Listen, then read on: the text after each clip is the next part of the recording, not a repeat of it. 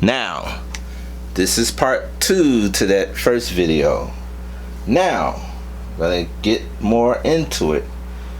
Okay, now I'm gonna add the other signs around the birth chart. You have Aquarius here. So the rising sign is this right here, what you see on the house right here, house number 1. If Aquarius there, that means that Aquarius was rising at the time of the person who was born, at the time of their birth. Aquarius was rising. Every 2 hours it changes signs. Every 3 to 4 minutes it changes degree. A degree is a point that switches over to another, and this is why you may meet 2 people that's born on the same day, could be around the same hour, but their attitudes are different about things. They don't think the same on certain matters. That's because even though they probably born on the same day in the same hour or whatever, they not born on the same minute. And minutes in the birth chart means could change a whole structure of a person's personality. Now we have Aquarius on the 1st house. That means that what's on the 7th house will be polarity to Aquarius, and that is Leo. So you see Leo on the 7th house. So the sun moves into each sign within a 24-hour period. So at the 2 hours of Aquarius, it's going this way. It's going this way. So after Aquarius move from that first spot, it'll move to that 12th house. And what is sitting on the 2nd house, as Aquarius is on the 1st house, would be the sign that's before Aquarius, and that would be Capricorn. So Capricorn will be the 2nd house, and that's only if Aquarius is rising. You should have Capricorn owning that 2nd house, and the sign that's before Capricorn would be Sagittarius. Sagittarius will own that 3rd house. And then from there you got Scorpio, and then the sign before Scorpio would be Libra. Libra will cover that 5th house. So, and then before Libra you have Virgo. So Virgo will cover the 6th house. Now we're moving back, because all these planets going this way, so I'm moving back this way to put them into place. Okay, so if Leo, the 7th house, the sign before Leo would be Cancer. So Cancer is going to cover this 8th house. And before Cancer, hold on, let me put that back on there, right?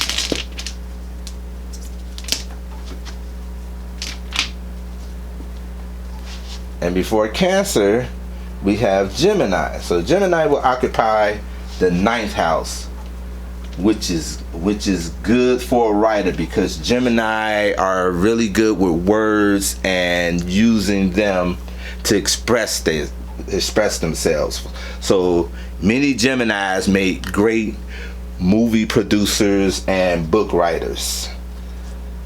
So from the 10th we're going to the 11th, and before Taurus there would be Aries. So Aries go there. So before Aries there is Pisces. So Pisces would go in house number 12. So I got the 4 symbols on the chart now. Now, when at the 2 hours of Aquarius being in that 1st house, it will move, Aquarius will move up to the 12th house, and whatever's on the 12th house will move over to the 11th house, and what's in the 10th house will move over to the 9th house, and it goes in a clockwise It goes in a clockwise way. The difference between this rising house, this rising sign for the first house, and the ages is that the ages happens backwards. Now, like Aquarius is here, it runs the same way actually, because Aquarius is on the rising here, and then the next sign that becomes on that rising after 2 hours of Aquarius being there will be Capricorn. Just like the age that we're in right now is Pisces, and we're moving into Aquarius. It goes the same way. It goes the same way clockwise. Okay, now let's get to the other part of the chart, and that would be the placement of the planets. You have 9 planets. If you count Pluto, you have 9 planets. If you don't count Pluto, you have 8 planets. Well, I'm counting Pluto, so we have 9. The planets goes through every zodiac sign. Now, far as how long they stay in those particular zodiac signs is dependent on what planets we're talking about, because the planets that's farthest away from the sun is the ones that last the longest in the sign, because they tend to make it around the sun over long periods of time. This is why when you read the Bible, it talks about things well ahead of time, and it talks about how long the occurrence going to happen, whether it's 40 years, 200 years, 400 years, like the Israelites was in captivity for 400 years. That those points are connections between the planets and how they connect together, and how long that connection is going to last, the power that's generated from planets that's connecting. That's what that's about. Okay, say for instance my sun was in Gemini. Gemini is on this particular graph. Gemini owns that 9th house. So I'll place the sun there. I'll place the sun in Gemini. That's where the sun was. Okay, say for instance that I'm a Gemini. I'm not a real Gemini, but I'm going to use Gemini on this chart. Okay, I'm a Gemini. My sun was a very important part of the birth chart. Is in the 9th house. Now, the second most influential point in the birth chart will be the moon. Now, what if my moon was opposite of Gemini? It was in Sagittarius. Okay, that would mean that my moon was in the 3rd house, which is where Sagittarius is. Now, depending on the degree of both of these planets in both of these signs, they would be considered opposites. They would be the sun and the moon would be considered opposite, depending on what degree they were. If they were within 10 degrees of opposition of each other, within 10. Now, say for instance, my sun was 4 degrees Gemini, but my moon was 2 degrees Sagittarius. That would be considered a conjunction. A conjunction. Okay, I'm gonna do some here. Okay, I'm gonna say conjunctions would be, I'm gonna give it a blue, because there are gonna be some type of attraction between these two, because the sun and the moon are in polar opposite signs. So that's going to be it could be a connection of good, or it could be a connection of bad. Either way, it all depends on where they line up and whether this is going to be a retrograde or not. Now we'll just say it's standard. It's a standard connection. So I'm going to make the connection with this blue. With this blue, I'm going to make the connection. I'll put a line from the sun, and I'll put a line from the sun to the moon. So that alone shows a connection. They're connected because they are polar opposites, because they are within 10 degrees apart. Like I say, 2 degrees is the sun and 4 degrees is the moon. That's within a 4-degree range. So that would be considered direct polar opposites. Okay, now let's go into something else. Now, a conjunction is when two planets share the same signs, or within the degree of signs, because they can end up being different signs, but they can be in the 10-degree mark. If they're in the 10-degree mark of separation, that is considered a conjunction. Now, let me show you what a conjunction look like. Conjunction, we're going to go with green, because conjunctions represent the most powerful points between two planets in the birth chart. So I will say the next, you look at the sun, the moon, and then what comes next is Mercury. Now, Mercury can end up either in the same sign, or it can end up in the sign before that particular sign or the sign afterwards. Now, looking at this, your Mercury could be either in Gemini itself, or it could be in Taurus or Cancer. On here, I'm going to say your Mercury is in Gemini. I'm going to say your Mercury is in Gemini. So this is what I'll do. Where's Gemini? Gemini is Mercury. Where's Mercury? Okay, this is Mercury. This is considered Mercury. So I'm gonna put Mercury here, and I'm gonna put the line between Mercury and the sun.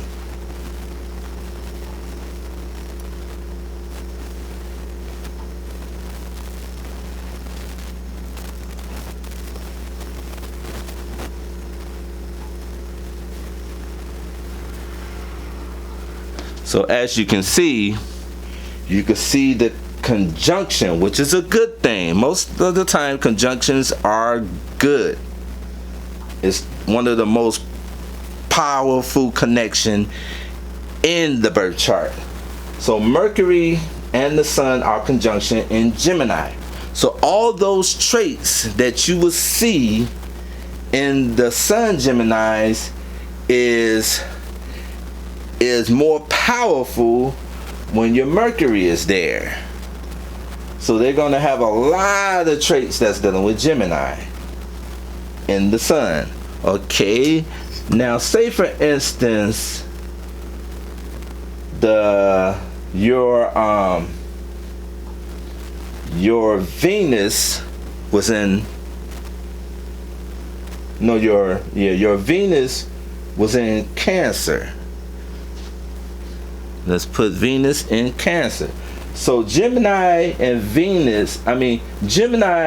Cancer are square. They are square signs because they're 30 degrees apart. Also, Gemini's is an air sign. Cancer is a water sign. So I'm going to use red to describe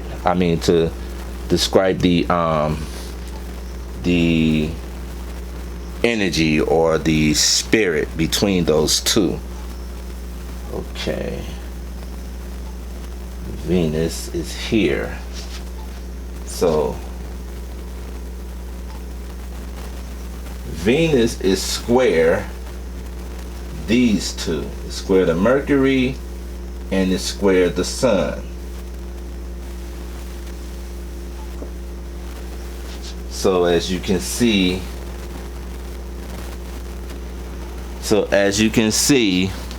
we have the connection, and that's only if the Venus is like 1 degree Cancer. Because remember I said that the Sun was 2 degree Gemini and 4 degrees Mercury, which the Sun and the Mercury are in Gemini. So against the Gemini, the Mercury and the Sun are conjunction because they're in the same sign. Now with Venus being in Cancer and being 1 degree, that's 1 degree, and 1 sign over would give it a square because these two signs are adverse to each other. So that's why I made that red point from the Venus to the Mercury and the Sun. That's why you see Sun there. You see the green with the connection of the Sun and the Mercury, and you see the red between the Venus and the Mercury and the Sun. So with Venus being against the Sun in Gemini and the Mercury in Gemini, that means that there are going to be miscommunications at times dealing with Mercury, and there's maybe personality conflicts with Venus and the Sun. Okay, now we're going to move over to Mars, which is your desire. Now say for instance Mars was in Aquarius. Okay, it was in Aquarius and it was within 5 degrees of the Sun and Mercury. That would make Mars conjunct with, not a conjunction, but that would make Mars trend the Sun and the Mercury in Gemini. A trend is mostly when it's like 60 degrees. I think it's 60 degrees. Yeah, 60 degrees apart would be a trend. So we'll go here. I'm just going to connect them, Mars, and connecting with these two. So I put it in between their marks. So Mars is there. So since Mars is in Aquarius and the Sun and the Mercury is in Gemini, Gemini and Aquarius, they are trends. So I mean, they are air sign, so they mostly is in agreement with each other's character and attitude about things. Now with the Mars is connected with that means their desires, their actions about things is going to be similar. That's why you see the green. I connected the green with those. Okay, now let me put these on the chart. You got Jupiter. What if Jupiter was like 15 degrees of Jupiter in Capricorn, and Neptune is like 14 degrees Virgo. So these two make a connection. They are trend.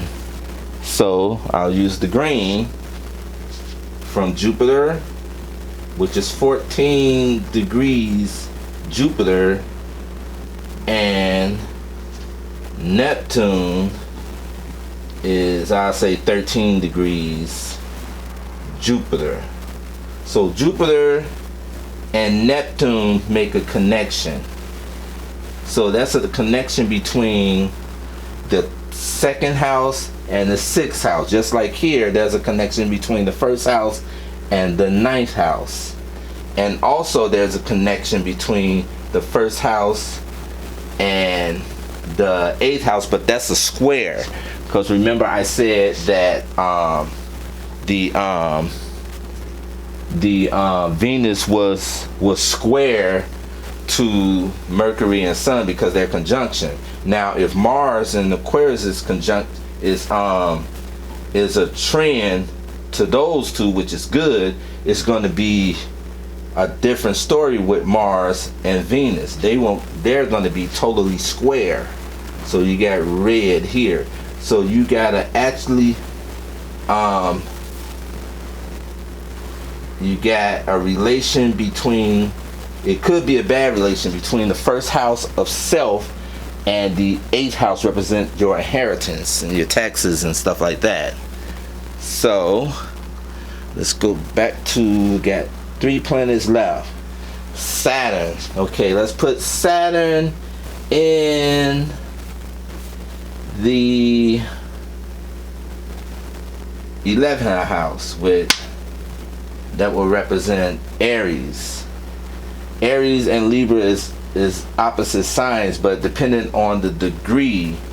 Now if Saturn is 4 degrees Aries but 17 degrees Libra, there will not be a connection there because the degrees is not within the 10 degrees. So I'm gonna put Uranus for the planet that's in Libra, and there's no connection between Aries, the Saturn in Aries, and the Uranus in Libra because their degrees are outside of that 10-degree range. Okay, and the last planet, Pluto, which is the planet of regeneration, it destroys just so it can rebuild. Pluto, I will put Pluto in Leo. Now, if Aquarius degrees is like 5 degrees and Pluto degree is like 4 degrees, that's a conjunction. So I'll put the green line from the Mars to the Pluto, which is, these would be polar opposite. It'll be Pluto opposes Mars because Pluto is in Leo, which is Leo is opposite of Aquarius. So this would be an opposition. So there would be some action between the first house and the 7th house. There would be some action because of the planet and what sign that it's in. So this is just one aspect of astrology, and this is how the astrologer will make its interpretation. It will make its interpretation according to the houses, starting with the ascendant.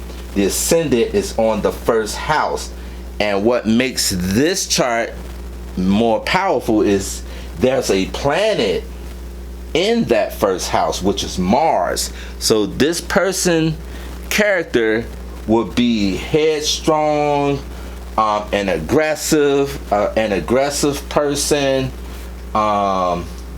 They with strong desires, they go after what they want, and they know a lot of people. They are a people person because Aquarius there, the sign of humanitarian. But that's where an astrologer first start, with the first house. Then everything else, they specifically may look for the sun.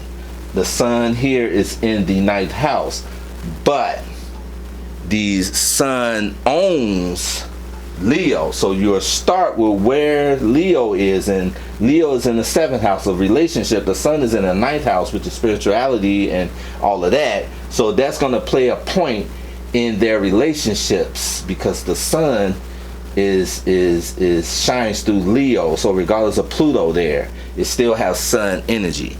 But that's all I have now for now.